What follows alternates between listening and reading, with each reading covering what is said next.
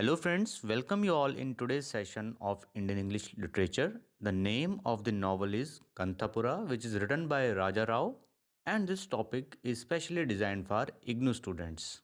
Code is MEG 7.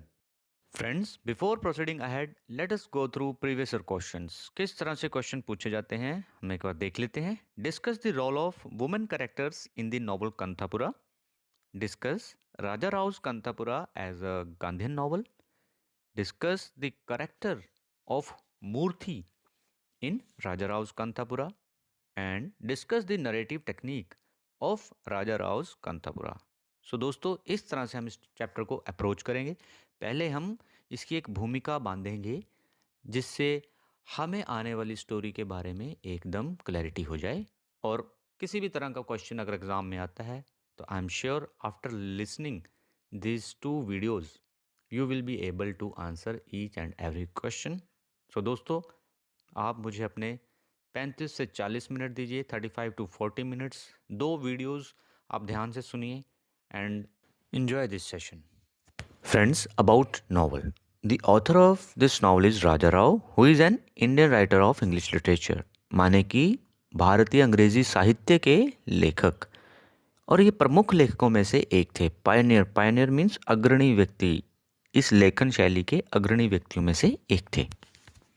And it was published in 1938. श्रेणी genre की बात करें तो इट इज़ गांधीन नॉवल, गांधीवादी उपन्यास कहा जा सकता है. As well as social realism, सामाजिक यथार्थवाद, उस समय की रियल सिचुएशन की बात करता है. सिग्निफिकेंस, इसकी इम्पोर्टेंस, इसका महत्व, इंडियन फ्रीडम स्ट्रगल को एक गांव के दृष्टिकोण से ये हमारे सामने रखता है. Microcosm means something that is a small example of something large. जैसे हम मॉडल कह सकते हैं, एक छोटा सा ज्वालामुखी का मॉडल बड़े से ज्वालामुखी को रिप्रेजेंट करता है, वैसे ये छोटा सा गांव पूरे भारत को रिप्रेजेंट करता है.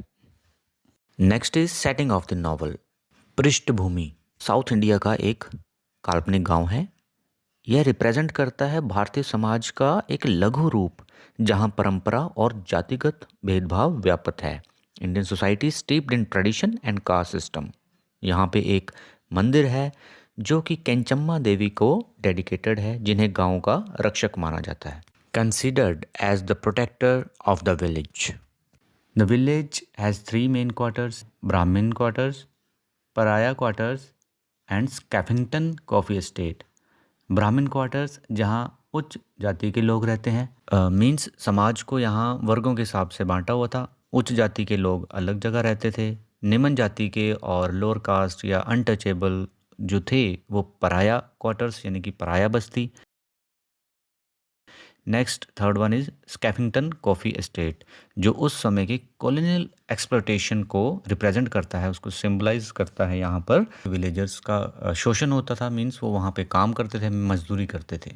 Next is temporal setting of the novel, यानी कि कालखंड, किस समय की बात करता है. This novel is set during the Indian freedom struggle in the 1930s. 1930 के दशक में भारतीय स्वतंत्रता संग्राम के दौरान की घटनाएं हैं.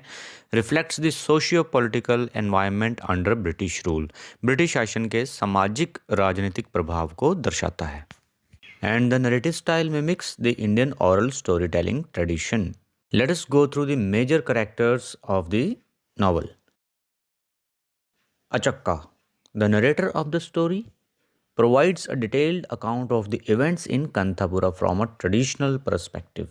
अचक्का उपन्यास की नरेटर जो पारंपरिक दृष्टिकोण से घटनाओं को प्रस्तुत करती हैं. Next character is Moorthy, a young Brahmin who becomes the central figure of Gandhian idols in the village. एक युवा ब्राह्मण जो गांधीवादी विचारधारा से प्रेरित होकर गांव में सुधार लाने का प्रयास करता है. इंस्पायर्ड बाय गांधी जीज टीचिंग, अहिंसा और सत्याग्रह को अपनाकर स्वतंत्रता संग्राम में लोगों को संगठित करता है. Faces social ostracism for his progressive views including his efforts to unite caste. जातिगत भेदभाव मिटाने के प्रयासों के कारण समाज से बहिष्कृत कर दिया जाता है. Moorthy. Next character is Rangamma, a strong independent woman who supports Moorthy's cause. एक मजबूत और स्वतंत्र महिला जो मूर्ति के आंदोलन का समर्थन करती है. becomes a key leader in organizing the women's movement in the village. गांव की महिलाओं को संगठित करके आंदोलन का नेतृत्व करती है। Next character is Bhatt, a conservative ब्राह्मण प्रीस्ट, एक रूढ़िवादी ब्राह्मण पुजारी।